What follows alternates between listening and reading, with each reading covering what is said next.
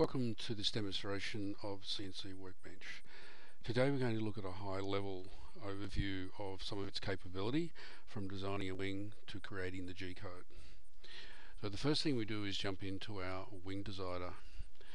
I've already taken the liberty to produce a little flying wing file that looks like this.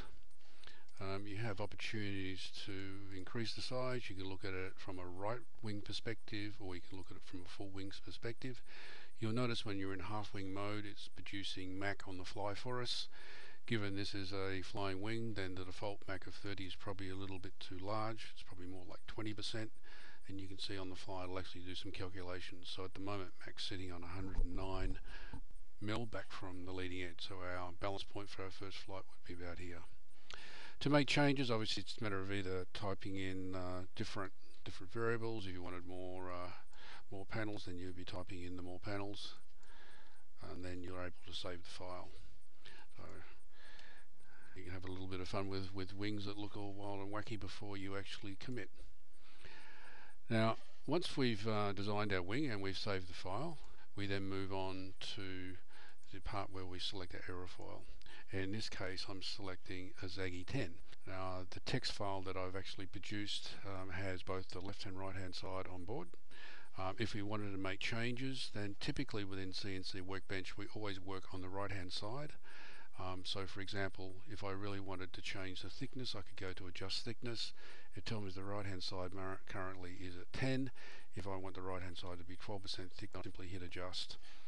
You can see now the blue line's a bit bigger than the darker line. So now we've got our aerofoil loaded into what I call the source. Now I need to go and produce some information around about the toolpath. To do that, we go into our CNC table. CNC Workbench is an integrated product. We can select from the Wing Designer panel here and you'll notice that we've got a half chord of 300. Our table width has been set to 800. If we have the luxury of being able to move our gantries and we want to move it into 400, for example, we simply key the table width in here, hit self center, we go to create a toolpath, and now we've created a toolpath. Now, if for example you wanted a flat top wing, you have a checkbox here which you can reproduce. Notice that now we have a section where the tip is at the same level as the root. So as we move through, we can put spars in. So if we take some defaults here, that we want a spar at the high point of both foils, we want a 6mm spar, we want a round spar in the middle, we simply spar, and then we move on. We set the wire height. At the moment, back on the main panel, I've set a foam thickness of 50. It's automatically calculated given our dihedral and our cambers and thickness. The center point for our core, so both the top and bottom jackets, will be the same size. So we take that default, which is 19.2. We then can create a lead and lead out, wash out in this demonstration. I prefer to cut the bottom of the foil first. At the moment it's detecting that I'm cutting the top first, so I'm changing direction. I then, if I like, I'm not too sure what I've got, I can go to my 3D viewer and have a look at the toolpath that's been added. It'll sit like this. And you'll see so it's foam off, and if you look carefully back there, you can see it's more raised dihedral. Okay, so once we've cleared the fact that everything looks fine, we simply go to our Create G-code.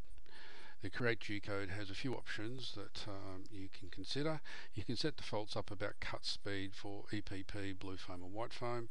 So if I choose the white foam option here, it sets a cut speed of 200mm per minute, and it's suggesting I would be cutting at 12 volts on the wire. This is something that over time that you'll be able to anticipate with a little bit of practice on what your machine can do and what settings you need. So we simply say Create G-code. We create the right hand side. It prompts us for the name of the file for the left hand side. If we have the luxury of a mill or a CNC laser, for example, we can cut a DFX file that is in this case set to 5mm proud all the way around. So this could be for your mylar, could be for your fiberglass, it could be for your balsa wood. So it gives an opportunity to cut exactly the wing shapes. So that's the demonstration for this first pass. I hope you've enjoyed. If you need further information, you should go to www.overview.avi rcplans.com.au. I hope you enjoy the product and thank you for your time.